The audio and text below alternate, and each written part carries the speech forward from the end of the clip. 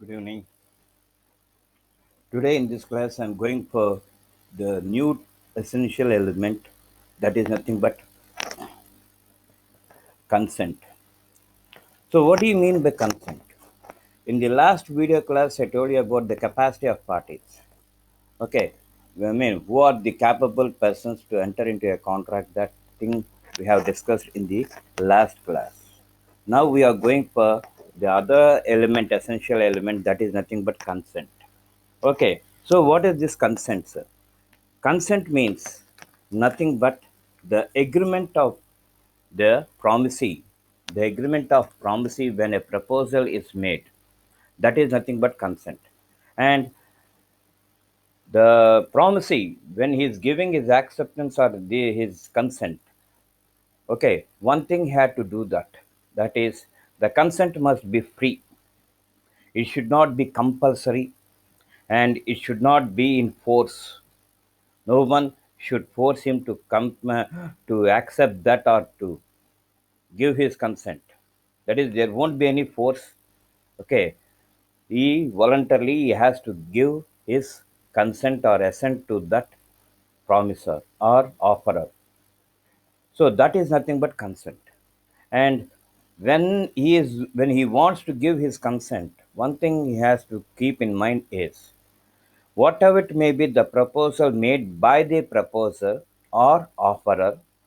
First of all, he has to hear completely and he has to think what are the things that are there in that proposal. What is the main things, what is the main concept or subject of that proposal? Whether he can be in a position to do that or not, first of all, he has to question himself. Okay, once if he question himself, automatically he will come across some answers to that. And when he can be in a position to do that, then only he has to give his consent. Suppose if he cannot, and if that proposal if he is not in his control, okay, then we have to think about the other things. Then simply he can say, then he can reject that. Okay, then simply you can reject that. That is most essential when we go for consent. And this consent must also be free, mind it. Okay, the consent, whatever it may be, the consent given by the proposee or by the acceptor, by the offeree, it should be the free. It should not be compelled by any other person or any other force. Voluntarily, okay, voluntarily and free consent. There should not be any obstructions or objections in this. The consent must be free, and that consent it must be given to the offerer. Okay, when he accepts that and when he gives that consent to the offerer, automatically an agreement is set to be formed, and when it is enforceable by law, automatically it becomes a contract. And so many people they'll say that this contract is just coming into an agreement and doing all these things. There are so many essentials and we have to observe that and we have to go through that. Then only we will come across a contract. Be a mere clubbing and mere talking of those things, it is not a contract place. It is not at all a contract. It is not at all said to be a contract. Okay, for example, two people when they come together, they when they don't know each other, automatically they will greet each other, and they'll talk. When one person he will talk and one person he will talk. Okay, when he's talking, when the first person is talking and when the second person is talking, there won't be any person to hear. So, whatever it may be, we have to take into account the the proposal, and that proposal it must be accepted by the other person. He has to think, he has to mean go through that one to two times. When he had gone, when he understood clearly that there won't be any problem, okay, so he can give his consent, pre consent. Yes, I'm going to do this, so automatically it is said to be a binding contract. It is said to be a binding contract, and you will come across a contract which is enforceable by law. But Without this free consent, you cannot. So we are going for that free consent. Now see, pre-consent, pre-consent in that. Parties to a contract must be ad idem. This is nothing but a Latin word, Amma. And what is this? Agree upon something.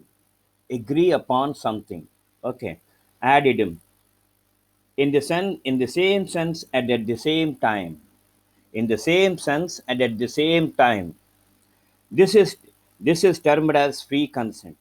Section 10 states that all agreements or contracts if they are made by free consent of the parties. Consent means act of assenting to an offer. Act of assenting to an offer. Free consent means which are not caused by any one of the following. Which are not caused by any one of the following. First one, coercion. Second one, undue influence. Third one, misrepresentation. Fourth one, fraud. And fifth one, mistake. These are the five things that we come across, okay, where the consent is said to be not free, where the consent is not free. First one is coercion, second one is undue influence, third one is misrepresentation, fourth one is fraud, and fifth one is mistake. These five things, wherever you won't come across, there you will come across free consent. Next, when there is no consent, there is no contract.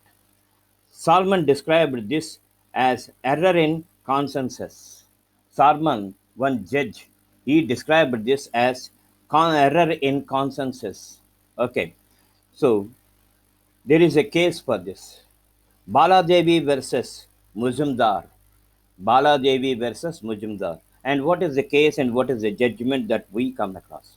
Okay, an illiterate woman executed a deed of gift in favor of her nephew under the impression that she was executing a deal authorizing nephew to manage her lands. This evident showed that the woman never intended to execute a deed of gift, nor was ever read or explained to her. Okay, an illiterate woman executed a gift deed in favor of her nephew. Okay, in favor of. Under the impression that she was executing a deal authorizing nephew to manage her lands. She thought, okay, something else. And the actual is something, and the actual is something. She, as she is an illiterate person, she executed a gift deed to her nephew, no doubt. But the thing is, she don't know anything, and no one explained what is that thing. Okay, under the impression that she was executing a deal authorizing her nephew to manage her lands. The evidence showed that the woman never intended to execute a gift deed, nor was ever read or explained to her. She executed blindly, she executed, but no one they have done that. So this is nothing but not a free consent judgment.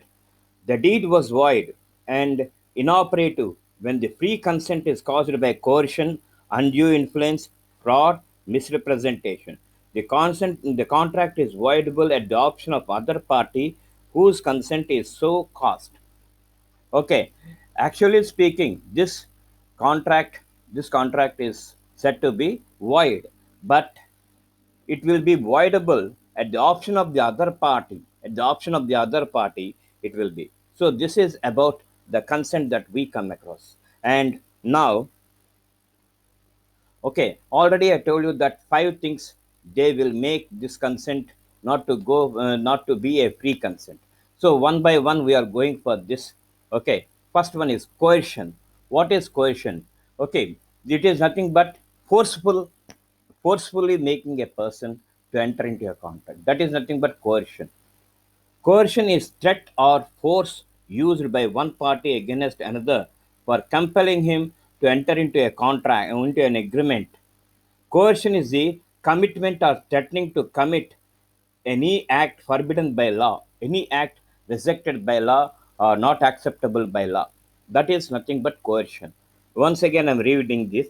Coercion is a threat or force used by one party against another for compelling him to enter into an agreement.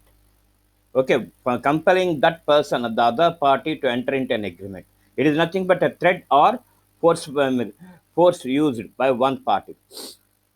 Coercion is the commitment or threatening to commit.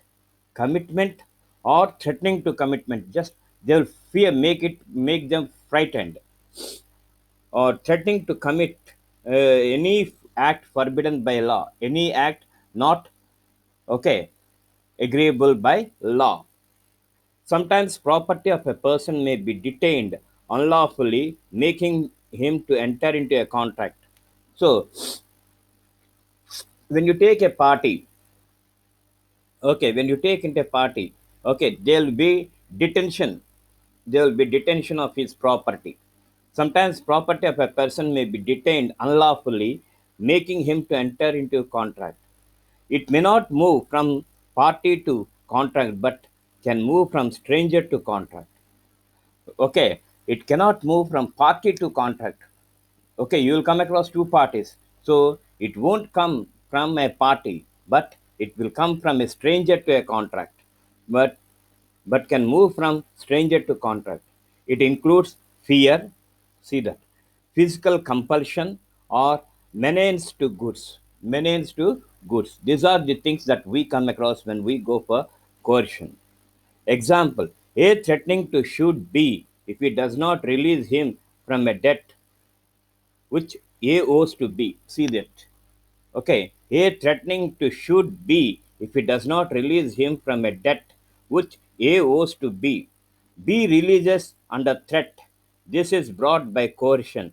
Coercion may be caused by any one of the following cases. 1. Committing or threatening to commit any act forbidden by law. In this, there is an important case that is nothing but Ranganayakama versus Alwar Setti. This is a beautiful case. Okay, a young girl of 13 years was forced to adopt a boy to her husband who has just died by the relatives of the husband, who prevented the removal of the body from for cremation until she consented. Okay, a young girl of 13 years, she don't know anything, was forced to adopt a boy to her husband who has just died. The husband was dead. Okay, but the relatives of the husband, they are compelling her to adopt a boy, by the relatives of husband, who prevented the removal of the body for cremation until she consented, until she agrees. The judgment is the consent was not free, it was induced by coercion. Consequently, adoption was invalid and set aside. So, this is caused by coercion. Now we are going for the second one: unlawful detaining or threatening to detain. Unlawful detaining or threatening to detain. I'm going to seize, I don't want to give your property, I don't want to release your property, like that. People, they will frighten the parties. Okay, this will be done by the stranger to a contract. He won't have any this thing, but he will compel the party to do so. Okay, Madi Muttaya versus Muttukurappa. This is another case. Muttaya versus Muttukurappa. An agent refused to hand over the account books of a business to the new agent unless principal releases him from all liabilities. The principal had to give a release deed on demand. Okay, so there is an agent. Okay, and he's going out. See the peculiarity. He's going out, and this old agent, what he had done is he he refused to hand over the books of accounts of a business to the new agent unless the principal released him from all liabilities.